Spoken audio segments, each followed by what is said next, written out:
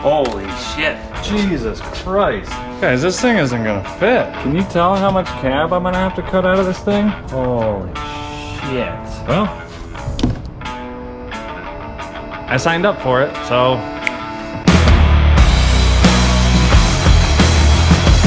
All right, boys, well, I was out late at the honky tonk last night. Out after midnight, can't believe it. Got a late start this morning, so let's get back into it. First thing we're gonna tackle here is filling in this gigantic hole.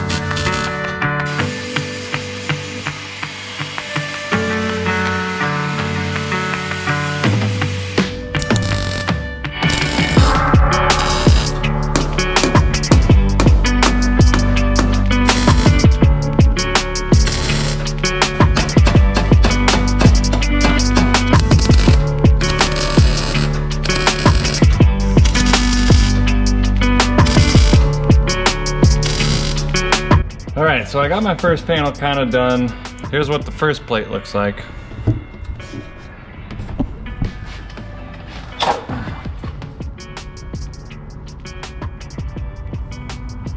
I kind of left this area open to be its own piece because there's a lot of different pieces of sheet metal in here that I want to try to attach or try to reinforce somehow.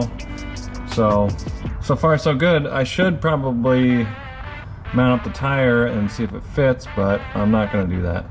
So.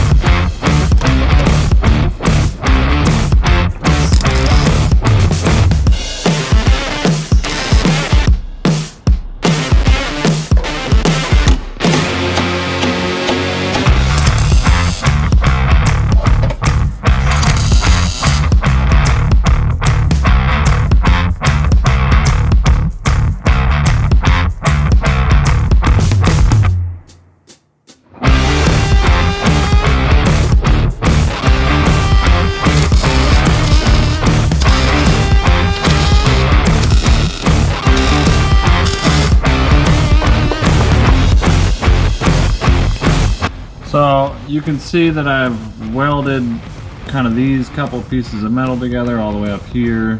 I'm going to weld these together. I've welded these together down here. I've welded this whole pinch weld together. I got this welded together up here. So I'm just trying to join as many pieces of this metal as possible. And I'm going to do this in a couple different plates. Let's see here. This one's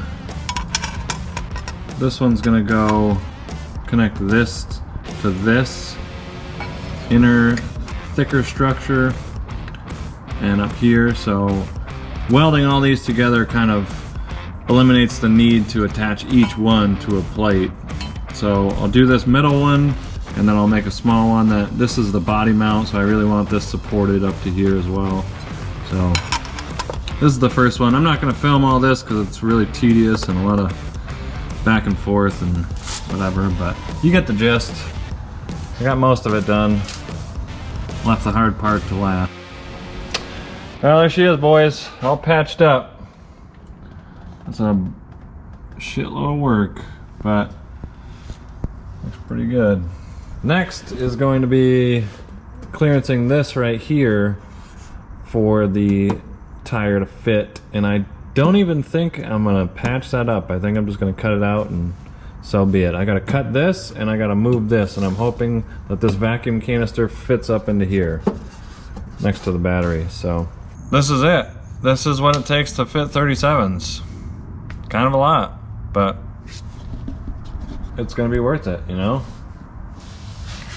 Done it the right way.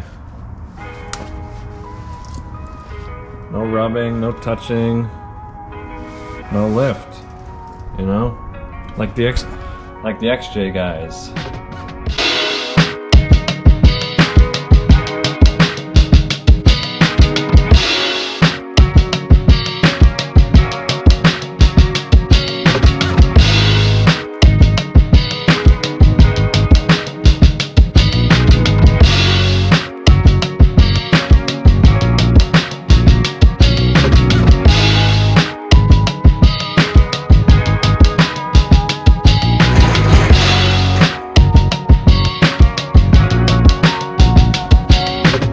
So I'm here late at the shop, and this company, Bosla, reached out to me, and they said, you know, they'd send me a set of headlights if I put them in and show you guys on the channel. So they look actually pretty good quality. Let me get this box open up here.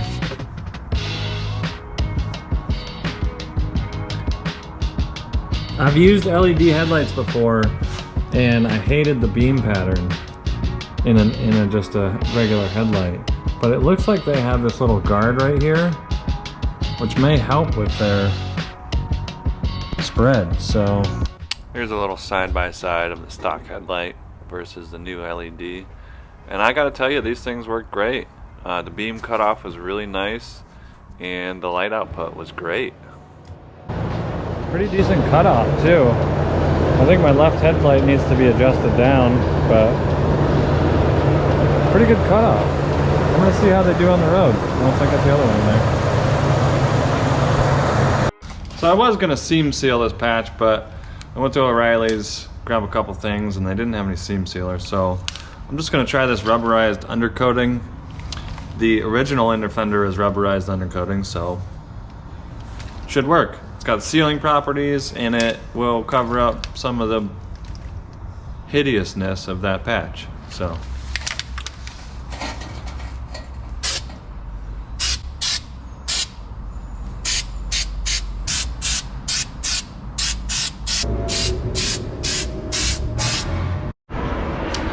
alright, so I'm calling the driver's side done.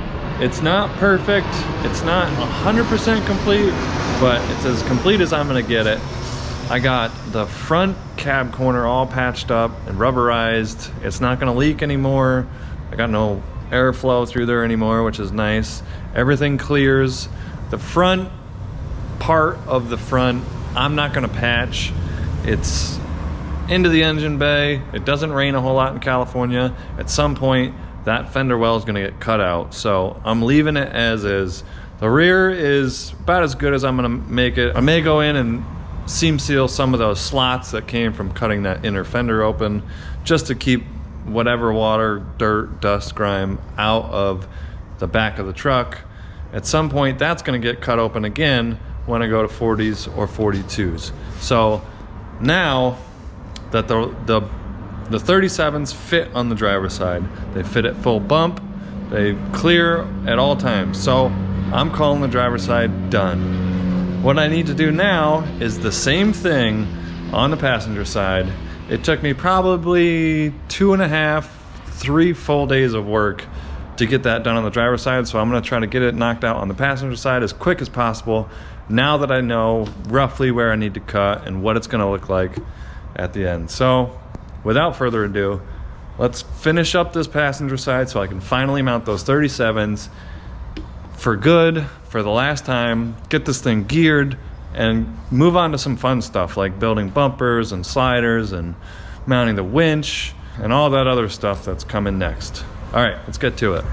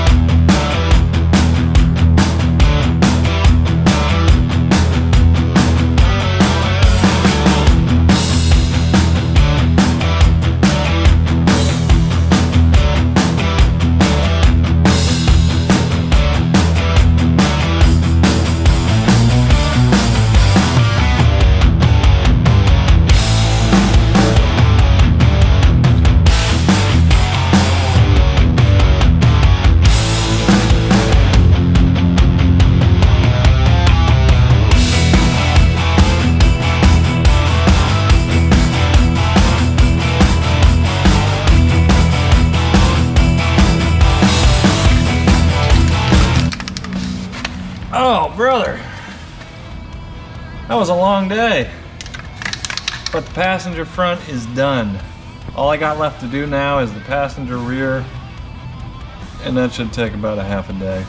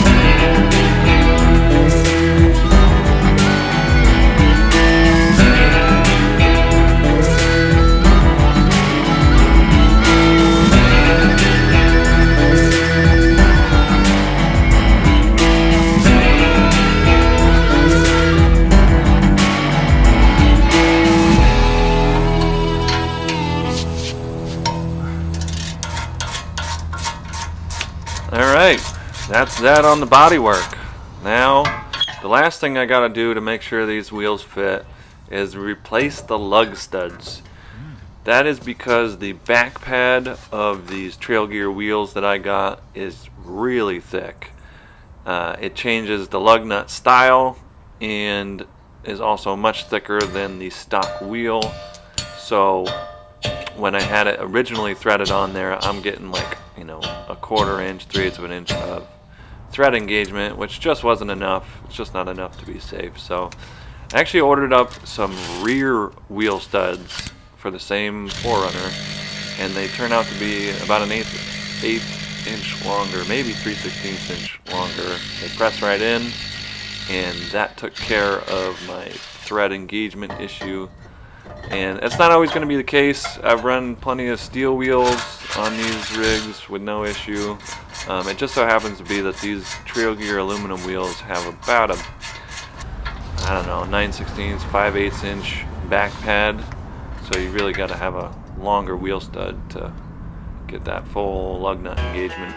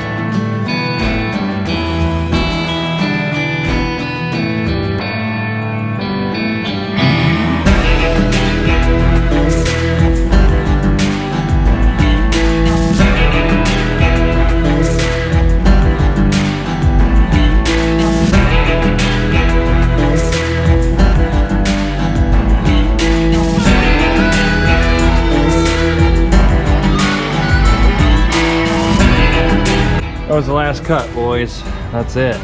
She's done. Made a mistake right there. I'm gonna leave it there to remind myself to stop rushing. But that's the last cut.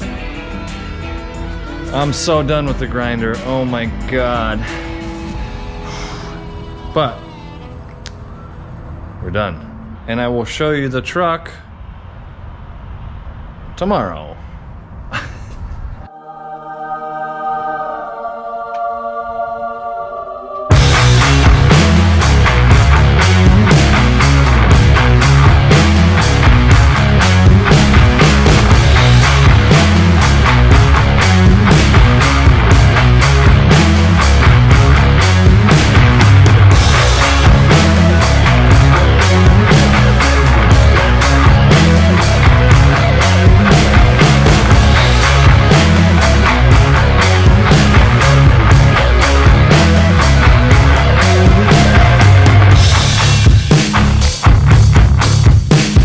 Alright guys, that's going to do it for this video. Be sure to subscribe if you want to follow along with all the progress I'm making on the 4Runner. Next up, I got a bunch of stuff to do. I got gears, fix the steering rack leak, and I'm going to start building a winch bumper and a rear bumper, welding on sliders. I also have a really trick automatic inflate, deflate, air up, air down setup that I'm working on that's going to be super cool if it works out. It's going to be the flip of a switch and all 4 tires air down, flip of a switch, they all air back up to a preset PSI, which I'm super excited about trying. So be sure to hit that subscribe button and maybe even the bell if you're looking for 4Runner content, because we got a lot coming towards you. This video took a long time to film, a long time to edit, so the next one should come quicker and be a little bit less monotonous. So, all right guys, thanks for watching. We'll see you next time.